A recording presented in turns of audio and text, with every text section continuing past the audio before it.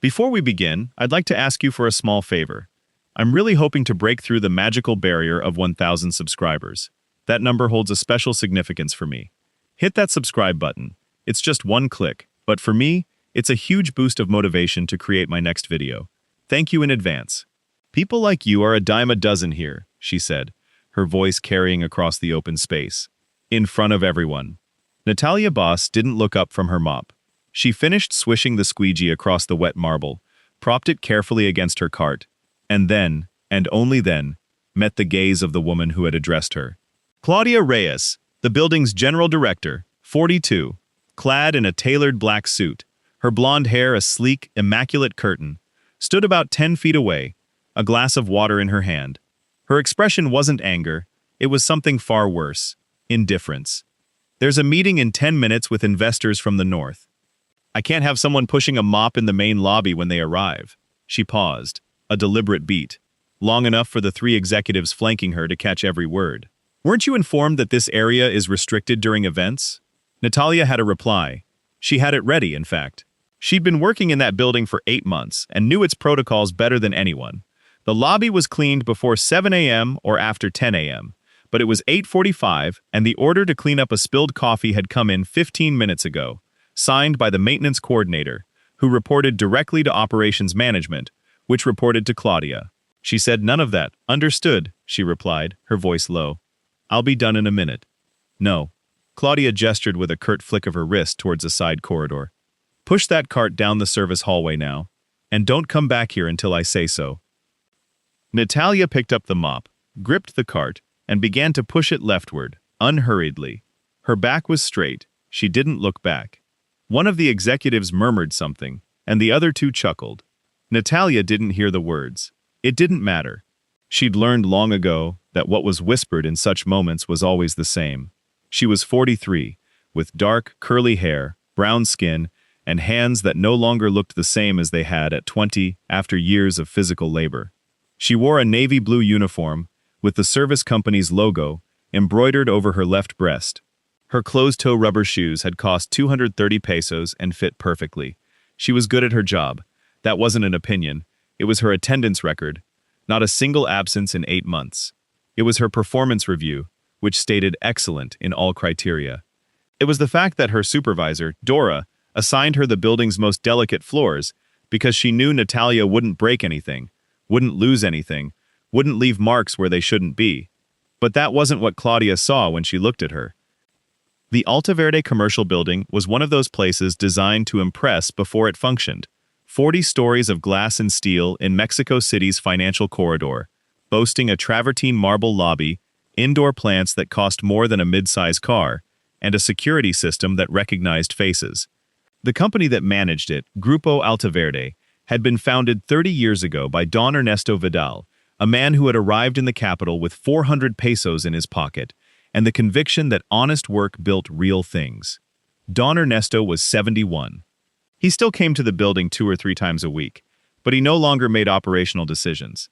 He had delegated executive direction to Claudia Reyes 2 years ago, after she presented a modernization plan he found ambitious and well-structured. What Don Ernesto didn't see so often was the atmosphere Claudia had cultivated since taking charge. It wasn't violence, nothing that could be easily reported. It was a tone, a way of speaking to the service staff that made them feel they took up too much space. It was the habit of using the service hallway as an argument of hierarchy. It was the custom of walking through the lobby in the mornings without greeting anyone, without an executive pass. Natalia had observed all of this from her first month, not because she sought trouble, but because it was impossible not to notice when you were on the receiving end. Where are you watching this story from? Leave your country in the comments. That same morning, before the mop incident, Dora had called her aside in the supply room on the 2nd floor. Mr. Vidal is coming tomorrow. Unscheduled visit. Dora pursed her lips. I don't know what's gotten into her, but Claudia's been nervous since yesterday. Natalia arranged the bottles on the shelf by size. Have you ever seen him? Once, about 4 months ago. He passed by the basement corridor and shook my hand. Dora looked at her as if that were a rarity. That's just how he is, Natalia said. My mother worked in one of his buildings 20 years ago. She said he was the only boss she was never ashamed to greet face to face. No one knew Don Ernesto wouldn't arrive the next day. He was already at the building. He'd arrived 40 minutes earlier than anyone expected, without a driver, without notice. That's how he did things when he wanted to see something real. He entered through the main door at 8:38. Jacinto, the security guard, who had been there for 6 years, recognized him and stood up. Don Ernesto motioned him. "Stay where you are." He walked slowly across the lobby. White hair, neatly combed, a navy blue suit. He walked with the posture of someone who didn't need to prove anything, because he had proven it all long ago. He stopped near the columns. From there, he saw Claudia, he saw the cart, he saw Natalia pushing it toward the corridor with her head down, and he heard, because the marble lobby amplified everything, the comment one of the executives was making to Claudia. "Good decision. It wasn't fitting for the meeting." Claudia let out a brief titter. One has to mind the details. Don Ernesto said nothing yet.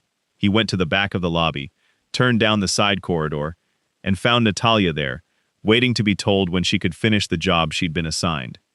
Natalia saw him approach. She saw an older gentleman in a blue suit walking down a hallway where such gentlemen didn't usually walk. She stepped aside to give him room. "Good morning," he said. "Good morning," she replied. "They sent you over here." "Yes, there's a meeting." He looked at the cart, the mop, the squeegee. Then he looked at her. "How long have you been working here?" 8 months. "And they always send you to the hallway when there are visitors?" Natalia paused for a second. She still didn't know who this man was. "When it's necessary," she said carefully. He nodded, pulled a card from his jacket, and placed it on the cart next to the bottles. "If you ever need anything, call." He turned to leave. Natalia picked up the card. Ernesto Vidal, founder and president, Grupo Altaverde. She tucked it into her apron pocket. Inside, the meeting began precisely at 9 a.m. Claudia presided at the table with her usual efficiency. Figures, projections, corporate image. She was good at that. The investors nodded, taking notes. When the meeting ended and Claudia crossed the lobby with the satisfaction of someone who had just executed something difficult well, she saw Don Ernesto standing by the reception desk, talking to Jacinto. She stopped. He saw her. He motioned her over. Claudia recomposed her expression in half a second. "Don Ernesto, we didn't know you were coming today. I didn't need an announcement." His voice was calm, a calm that was harder to endure than any scolding. "I see you wanted to look around." Claudia waited. "Meeting this afternoon. All staff, 4 o'clock, main conference room. All staff includes everyone," he said, and headed for the elevator. If this story is hooking you, subscribe to the channel. There are more stories like this here. Without exaggeration, but that hit home. The news spread through the building in less than 2 hours. But what no one saw was what happened on the 28th floor behind a closed door. Claudia requested access to the lobby's camera system at 10:15 a.m. She found the complete sequence: the spill, the cleaning order, Natalia's arrival, the confrontation, the cart being moved to the hallway, and then Don Ernesto entering 7 minutes later, crossing the lobby, and turning toward the side corridor. 4 minutes in there, no audio, just visuals. She closed the screen, opened the human resources system, and searched for Natalia Bos's file. 8 months with no absences. Excellent evaluation in all criteria. Too clean. She called her quality coordinator. "I need a review of the work records for the morning shift cleaning crew. Lobby and first floor, last 30 days. Any irregularities?" "Irregularities? In what sense?" "In any sense. Find me something." That was at 1 p.m. At 2 p.m., the report arrived, slim, 2 minor observations. A cleaning bottle on the wrong shelf the previous month's 15th, and a task completed 20 minutes late. A Tuesday 6 weeks ago. Claudia read it, printed it, and placed it on her desk. Then she opened a new document and began writing something that wasn't a quality report. It was an act of insubordination. In it, she described how Natalia Soto had violated restricted area protocols during a corporate event, how she had had unauthorized contact with the company president, and how, according to information received from internal sources, she had provided Mr. Vidal with a distorted version of building procedures in order to affect the image of the general directorate. At the end, she recorded a 3-day suspension without pay, pending ratification by Human Resources. She printed it, signed it, and dated it. At 2:30 p.m., she went down to the basement and called Dora aside. "I am formally notifying Natalia Soto of a 3-day suspension." She handed Dora the document. Dora took it without a word. She read it slowly, then looked up. Insubordination, protocol violation, and disclosure of unauthorized internal information. Claudia. She didn't disclose anything. She answered questions from someone she didn't know was the president when she started the conversation. Claudia looked at her calmly. That's precisely the problem. Service personnel are not authorized to hold conversations about internal procedures with unidentified individuals on the premises. It's in the regulations. Dora opened her mouth. The act is already signed, Claudia said. Deliver it to her before 4 o'clock and make sure she understands that she must attend today's meeting and then leave. Her presence at internal events is suspended until the process concludes.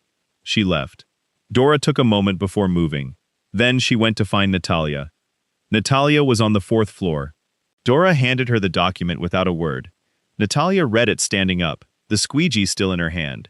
She read it all the way to the last line. 3 days without pay, insubordination, disclosure of internal information, unauthorized conversation.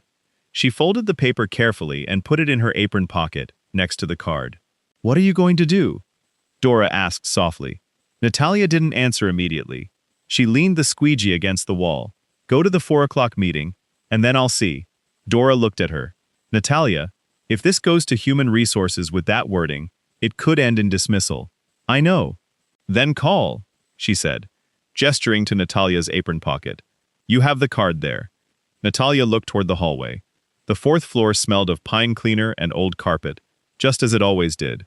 Through the window at the far end, a gray midday light filtered in, neither pretty nor ugly. I didn't do anything wrong, she said. I'm not going to act like I did, Dora responded. She nodded once. Her eyes were glistening with an effort she was trying to control. Tomas appeared at the end of the hallway with an expression he didn't know how to place. I already know about the act. She's telling everyone Natalia lied to the founder to make her look bad. Natalia said nothing. It's true. I told her something about Claudia. I answered what she asked me. What did she ask you? They always sent me to the hallway when there were visitors. Tomas exhaled slowly. And you told him yes. I told him, when necessary, silence. That's what you said, Tomas murmured. But what she wrote in the minutes is something else. It was true, and the two things could coexist in the same document, in the same process, in the same meeting of people who had never set foot in the supply room on the 4th floor. Natalia picked up the squeegee. I'll finish this floor and go change for the meeting. At 3:50, the service staff arrived in the main hall. 17 people in work uniforms sat in the back chairs, coordinators and area managers in the front. Claudia was already by the podium. When Natalia entered, their eyes met for half a second. Natalia went to sit between Dora and Tomas, near the aisle. From where are you watching us? Leave your country in the comments. Don Ernesto hadn't arrived yet. Claudia took the microphone without waiting. Before the meeting with Mr. Vidal begins, I need to make a formal announcement to the team. Her voice was completely calm, professional. This morning an incident occurred that directly affects the image and security of this building. Pause. An employee from the service team violated the protocol for restricted areas during a corporate event. She then had unauthorized contact with a person on the premises and provided internal information about the procedures of this directorate, information that, as far as we have been able to establish, was partial, subjective, and had the effect of damaging the reputation of the current management in front of the company's founder. No one spoke. That is not a procedural error. That is serious insubordination. Claudia looked towards the back of the room. Natalia Soto has been notified today of a 3-day suspension without pay. The review process is active and could lead to contract termination if the facts are confirmed. The silence that followed was different from before, heavier. Dora's jaw was clenched. Tomas looked at the floor. Natalia didn't move. Her hands were clasped on her knees. Claudia continued, I want everyone in this room to understand that confidentiality and conduct protocols apply to all levels of staff without exception, and that this directorate will enforce them. She placed the microphone on the podium. At that moment, the back door opened. Don Ernesto entered through the staff door. He walked slowly between the chairs, nodded to the people who looked at him, stopped at the front, looked at Claudia, then looked at the room. Did I interrupt something? Claudia smiled. I was giving some instructions to the team before your arrival. I'm done. Good. Don Ernesto settled in next to the podium. So can we start? Claudia raised a hand. Don Ernesto, if you allow me, there's something I need to present to you first. Something that directly affects this meeting, and that you should know." He looked at her. "Go ahead." Claudia approached the podium with a thin folder. She opened it, took out 3 sheets, and placed them on the presentation table, one next to another, with the calm of someone who had prepared this in advance. "This morning you had a conversation with a service employee in the side hallway." She pointed to the first sheet. "What I didn't know, and what I discovered upon reviewing the records, is that that conversation wasn't the first." Pause. "According to the building's access logs, Natalia Soto used the employee door on the second floor on 4 separate occasions during the last 3 weeks, at times that do not correspond to her assigned shift, outside of her working hours." She turned the sheet towards the room. "Here are the dates and times." Dora frowned. Tomas looked up. "I also received this morning the written testimony of 2 people from the administrative team." She pointed to the second sheet. "Both state they saw Natalia Soto conversing in the hallway on the 12th floor on 2 separate occasions with Rodrigo Funes, the assistant to the external relations area who coordinates Mr. Vidal's visits." Deliberate pause. "The same assistant who notifies this directorate of the president's visit itineraries." The silence changed texture. "What this suggests," Claudia continued, her voice still completely calm, with no visible triumph, just the tone of someone presenting uncomfortable facts, "is that Mr. Vidal's presence this morning might not have been so unexpected for everyone." She looked towards the back of the room, not directly at Natalia, but at the area where she was sitting. "The insubordination report I signed this afternoon is not based solely on this morning's events. It's based on a pattern." She picked up the third sheet. "This is the consolidated report. Irregular access, contact with trusted personnel of the president, and today's conversation. All documented." She closed the folder. "I'm not saying this was coordinated. I'm saying that the facts together raise questions that this review process needs to answer before any other decision is made." And then she turned to Don Ernesto with an expression that was almost of pity. "I am very sorry this has come at this time, Mr. Vidal, but I believed it was my duty to present it to you before you made decisions based on incomplete information." The room was still. Dora's jaw was clenched. Tomas looked at the table. 2 of the managers at the front exchanged a quick glance. Natalia didn't move. Her hands were clasped on her knees. She was thinking about the access log. It was true that she had entered through the second-floor door on several occasions outside of her shift. She had gone to pick up Dora on a Wednesday for a schedule change. She had forgotten her thermos in the locker twice. She had helped a colleague with an urgent task on a Thursday afternoon. Completely ordinary moments in her mind. On that paper, they were something else. And Rodrigo Funes, she did know him. She had seen him 3 or 4 times in the hallway on the 12th floor. She had said good morning to him, as she did to anyone. They had spoken, if you could call it that, about whether there was coffee in the kitchenette, and about how the hallways on the 12th smelled of new paint. That was also true, completely true, and completely different from what that paper said without saying it. Don Ernesto looked at the folder on the table, then at Claudia, then at Natalia. Natalia held his gaze. Don Ernesto nodded slowly. "Finished." "Yes," said Claudia. "Good." He picked up the folder, opened it, reviewed the 3 sheets in silence, one by one, with the pause of someone who truly reads and not just goes through the motions. When he finished, he placed them on the table without stacking them, each one separate, as if they might be needed individually. "Let's start with the access." He took out his own phone and unlocked it. "Claudia, can you read me the first date on your record?" Claudia hesitated for a second. She opened the folder. "Tuesday the 19th, 7:42 in the morning."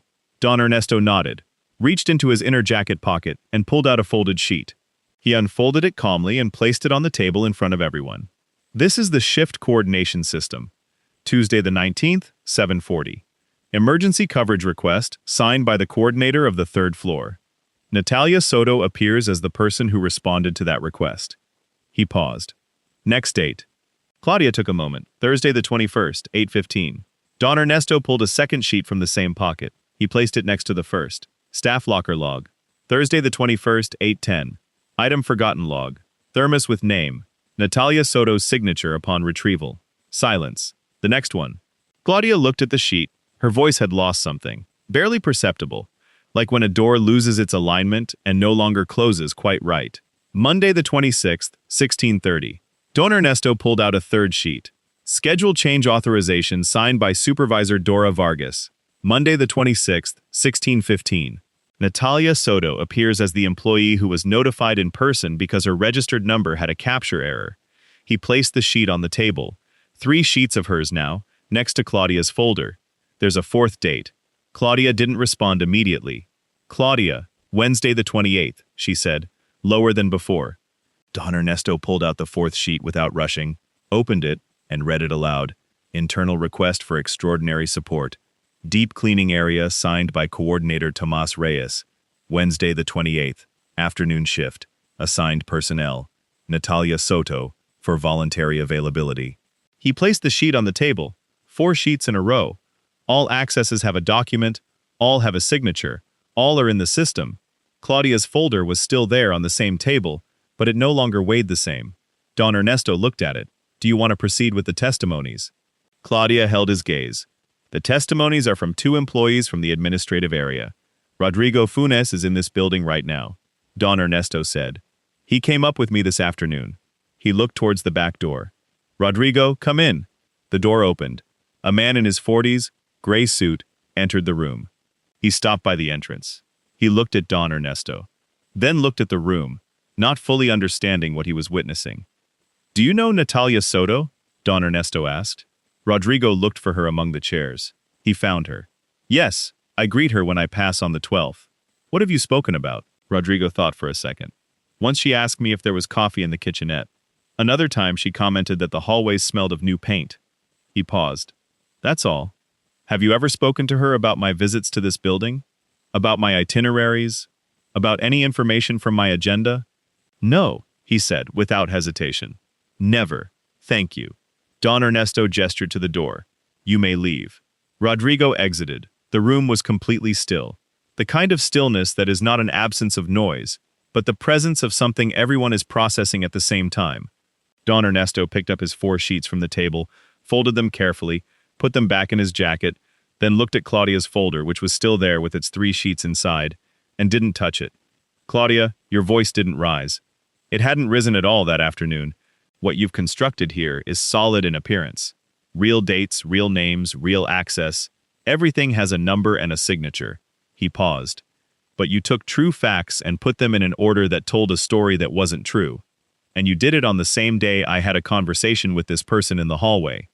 He moved away from the podium, walked to the center of the room, to that point between the front and the back chairs, and stopped there. This morning I entered this building and saw how a person who works well was treated. That's what I saw. I didn't need to construct anything around it.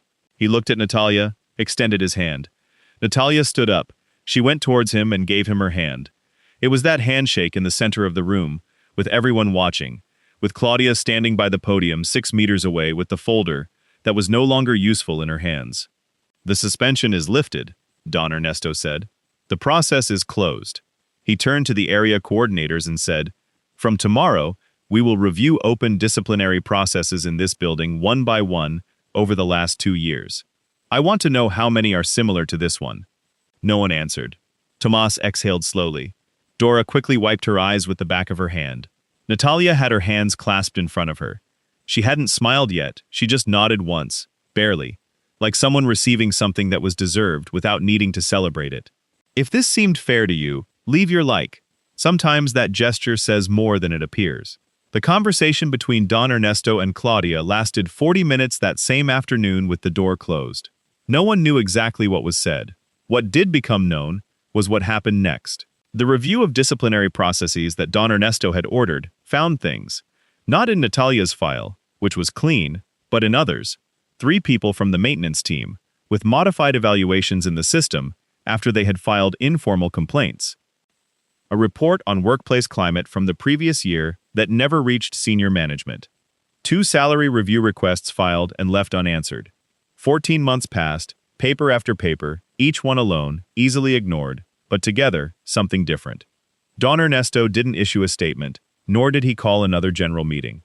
He simply requested that each documented irregularity be corrected, one by one, with names and dates.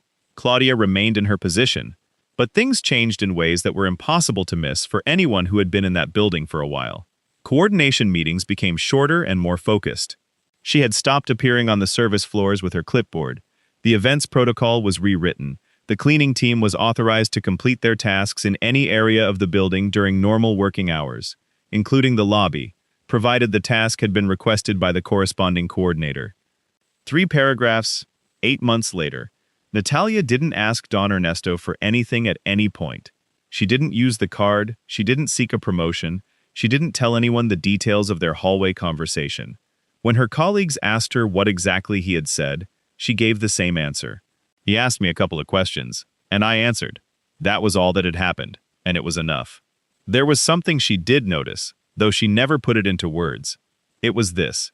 The lobby felt different when she arrived in the mornings. Not physically. The marble was the same, the plants were the same, the light streamed in at the same angles, but there was something in the way the reception staff greeted her, something in the way Jacinto opened the supply room door for her if she arrived with her hands full, something in the fact that the coordinators had started confirming cleaning requests, sending them, not after. Small things of the kind that don't appear on any report, but that make the difference between a place where you endure and a place where you truly work.